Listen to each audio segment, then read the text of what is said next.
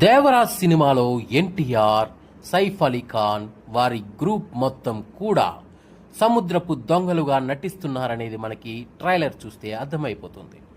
ఇంతవరకు తెలుగు సినీ ఇండస్ట్రీలో సముద్రపు దొంగలుగా యాక్ట్ చేసిన సినిమా అయితే ఇంతవరకు రాలేదు. మరి దేవరాజ్ సినిమా ఎలా ఉండబోతుంది? తండ్రి కొడుకులు పాత్రలో నటిస్తున్న ఈ సినిమాలో రక్తపాతం విపరీతమైన స్థాయికి చేరిందని అయితే తెలుస్తుంది.